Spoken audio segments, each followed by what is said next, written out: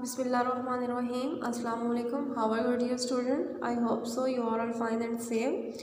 Today we are going to start our fifth lecture.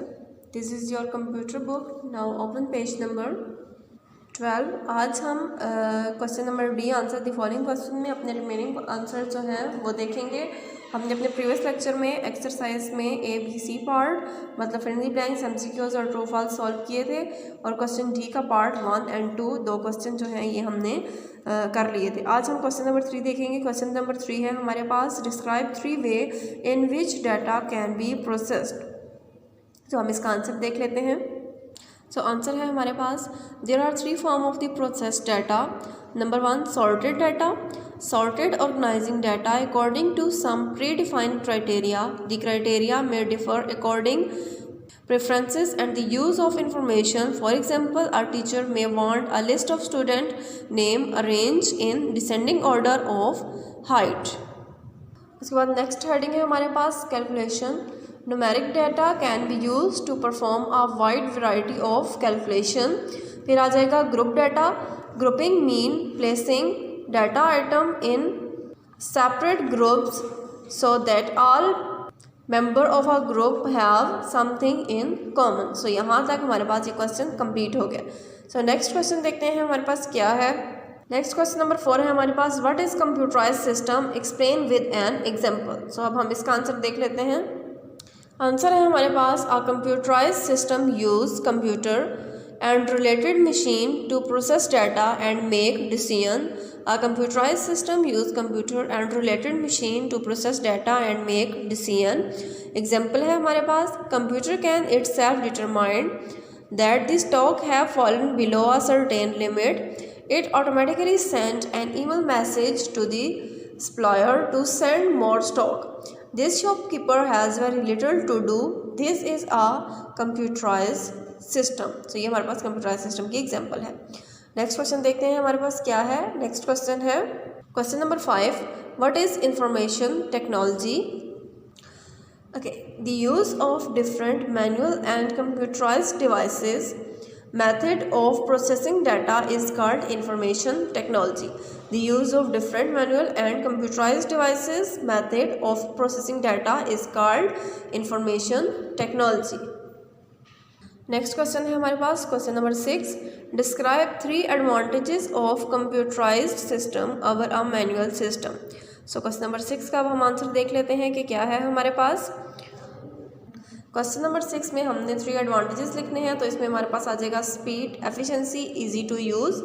तो सबसे पहले हम पढ़ लेते हैं कि स्पीड में क्या है। फास्ट प्रोसेसिंग इज़ अ की feature of computerised system. They can process data in second. If processing speed is sufficiently high, then the same functions can be carried out in microsecond. उसके बाद हमारे पास आ जाता है efficiency. Efficiency is another common feature of computerized system.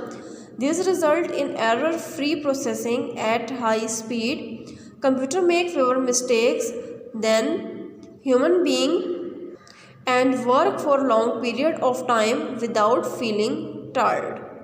उसके बाद हमारे पास आ जाता है easy of use. Easy of use is another advantage because computer work according to certain rules and instruction. Once the user understand them, they can use the computer to perform any kind of work. So यहाँ पर हमारे पास question number 6 complete हो गया है। इसमें हमारे पास speed है, efficiency है एंड ईजी ऑफ यूज़, ये 3 हमने इसके एडवांटेजेस लिखने हैं। नेक्स्ट क्वेश्चन देख लेते हैं। नेक्स्ट हमारे पास है question number 7, why is the computerised system not effective in all situation. तो इसका आंसर देखते हैं। Computerised system are not effective in all situation. A computer can not think for itself, it's can not make decision for which it has not been programmed. A computer can not learn by watching other people work. So ये हमारे पास question number 7 का answer था। सो यहाँ पर हमारे पास D के सारे parts question number 7 तक सॉल्व हो गए हैं। अब हमने ई के पार्ट देखने हैं कि ई में क्या क्या बताया पूछा गया है। क्वेश्चन ई है हमारे पास, write paragraph to answer for the following question. First है हमारे पास, describe the data processing cycle at a bank. Data processing cycle at a bank. So इसका आंसर हम देख लेते हैं। In bank if we take an example of cheque deposit, when someone come to deposit cheque in a bank, this person present input stage. After depositing check, the inquiries start about it. We write information which be mentioned on check. This monitoring mean processing. When all the information when all the formalities are done, then the bank allow them to receive payment from bank. It is an output stage. When a receiver receive their payment from bank save all information about the receiver. This is called storage stage. In case after a month similar person come to bank and deposit another check, their previous information present to system operator on one click from his or next cycle start again. इसमें बता रहे हैं कि किस तरह एक तरीके से प्रोसेसिंग साइकिल चलती है कि आप चेक डिपॉजिट करवाने आए हैं तो आप उस टाइम इनपुट पे हैं, फिर उसके बाद जो आपकी फॉर्मेलिटीज़ पूरी हो रही होती हैं वो प्रोसेसिंग हो रही होती है, और उसके बाद आप कुछ भी अगर पेमेंट रिसीव कर लेते हैं तो वो आपके पास एक आउटपुट आ जाती है। नाउ नेक्स्ट क्वेश्चन देखते हैं क्या है हमारे पास। नेक्स्ट क्वेश्चन है, in how many ways can a list of student name from your class be organised. तो इसका आंसर देख लेते हैं।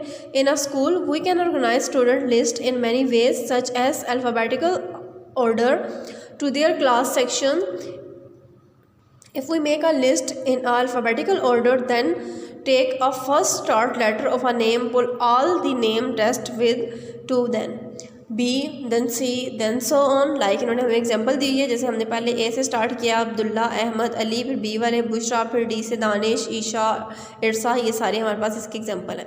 सो यहाँ तक हमारे फर्स्ट चैप्टर की एक्सरसाइज कंप्लीट हो गई है। आई होप सो आपको समझ आ गई होगी। आपने ये सारा काम अपनी नोटबुक के ऊपर करना है, मार्जिन लाइन ड्रा करना है, करेक्शन कॉलम आपने ड्रा करना है, ब्लू मार्कर और ब्लू पॉइंटर का यूज़ करना है या ब्लू पेन का यूज़ करना है, ब्लैक आपने यूज़ नहीं करना है। साफ़ सुथरे तरीके से काम करें और अच्छे से याद भी करें इसे। आई होप सो आपको समझ आ गई होगी। So best of luck dear student, खुदा हाफिज़।